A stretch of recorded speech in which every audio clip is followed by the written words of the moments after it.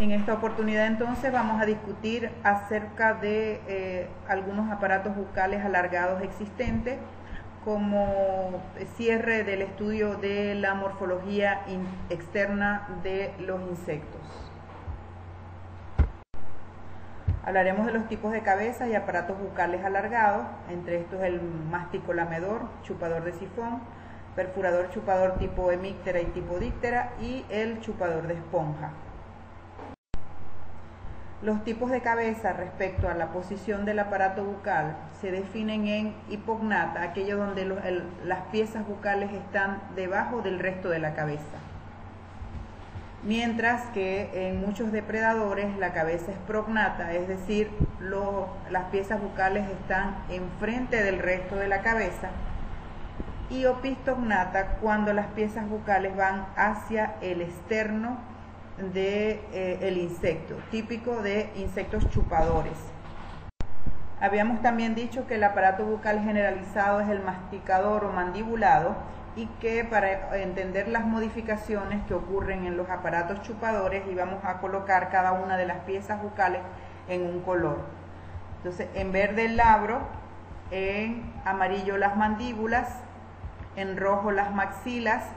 Observamos que tiene cada una un palpo maxilar de 5 segmentos, la hipofaringe en color rosado y el labio en color azul. Aquí el palpo labial tiene 3 segmentos. Entonces comenzamos con el masticolamedor y vemos que el labro en este caso se quedó pequeño, las mandíbulas parecen una espátula, no la utiliza el insecto para alimentarse, sino para manipular la cera que produce, y con lo que se alimenta entonces es con la maxila y el labio, formando una especie de lengua con la que lame. La hipofaringe en este caso desaparece. Este aparato bucal es típico de los abejorros y abejas. Vemos aquí, observamos el aparato bucal. Las avispas, muchas avispas tienen el aparato bucal mandibulado, o sea, masticador. Es solo para entender que solo algunos miembros de los Hymenoptera tienen el aparato bucal masticolamedor. El siguiente aparato bucal es el perforador chupador tipo hemíptera, y vemos las partes, el labro se queda muy pequeño, un triangulito pequeño. Las mandíbulas se transforman en estiletes que sirven para perforar, y las maxilas también se transforman en estiletes. Con la mandíbula perfora y con las maxilas se alimentan. Allí están los dos canales, uno succionador y el otro con el que saliva para alimentarse. El labio es una especie de funda donde se guardan tanto las mandíbulas como las maxilas. Y aquí en este caso también la hipofaringe desaparece. Cuando está en descanso, el aparato bucal está pegado al externo y solo se ve el labio. Entonces, cuando el insecto se va a alimentar, el labio dirige los estiletes hacia el punto de alimentación, los estiletes penetran y el labio se retira. Perforan las mandíbulas y las maxilas, contiene el canal salival, por donde saliva el alimento, y el canal succionador. ¿Por qué saliva? Porque es la forma de mantener el sustrato diluido, bien sea que se trate de savia o de sangre. Aquí tenemos entonces una chinche con el aparato bucal en descanso, pegado al externo.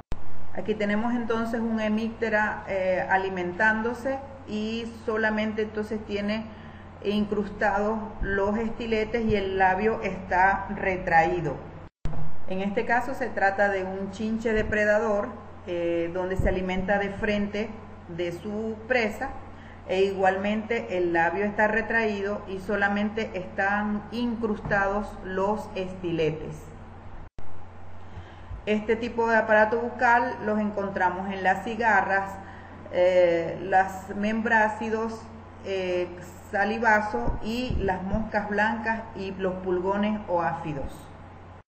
Pasamos ahora a estudiar el aparato bucal chupador de sifón, y vemos entonces que el labro se queda en un triangulito pequeño. Las maxilas es la parte con que se alimenta la probóscis o espirotrompa, y del labio solo quedan los palpos labiales, que son para proteger la probóscis o espirotrompa. Las mandíbulas y la hipofaringe desaparecen. Esto es para que veamos que la probóscis, que es la parte alargada con la que se alimenta, está formado por las maxilas, y en medio de ellos está el canal por donde el insecto hace la succión. Aquí tenemos entonces el aparato bucal en descanso.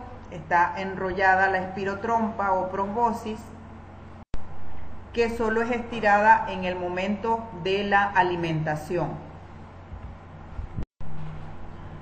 El aparato bucal perforador chupador tipo díptera. Aquí vemos que todas las piezas bucales están alargadas. El labro, las mandíbulas, las maxilas, la hipofaringe y el labio. O sea que cuando un zancudo, esto es típico de zancudos o de tábanos, quiere decir que cuando un zancudo se alimenta, inserta 6 estiletes. Entonces reiteramos que este tipo de aparato bucal es típico de zancudos o dípteros inferiores y de dípteros intermedios. Después veremos lo que significa dípteros intermedios. En esta diapositiva entonces vemos que es el mismo tipo de aparato bucal. Lo que pasa es que los estiletes son más cortos. En los tábanos o dípteros intermedios está el labro, las 2 mandíbulas, las 2 maxilas, la hipofaringe y el labio como un lóbulo carnoso. Vemos acá entonces cada uno de los componentes o las piezas bucales que se han alargado. Entonces un zancudo o una zancuda, porque es la hembra la que se alimenta de sangre, cuando se va a alimentar, el labio guía los estiletes y se va retrayendo hasta que penetran los estiletes, y una vez que termina la alimentación, el labio saca los estiletes del sitio de la misma. Aquí podemos observar con mucho detalle cómo el labio está encogido y el resto de los estiletes están allí. Pareciera mentira que en eso tan fino hay 6 estiletes insertados. En el caso del aparato bucal chupador de esponja, es típico de moscas superiores, y tenemos entonces que está conformado por el labro, las maxilas solamente representadas por los palpos maxilares, el labio, que es carnoso, y la hipofaringe. Esto, al igual que el anterior, las mandíbulas desaparecen, y cuando no se está alimentando, esta probóscide está retraída y solamente es estirada o desplegada cuando se va a alimentar. Esta diapositiva es para que veamos pues el despliegue del aparato bucal al momento de comenzar a alimentarse. Y aquí se observa la probóscis completamente estirada alimentándose. El labio hace movimientos y el alimento sube y entra entonces por entre el labro y la hipofaringe. La mosca puede alimentarse de alimentos sólidos o líquidos, porque tiene enzimas que degradan cuando el alimento es sólido.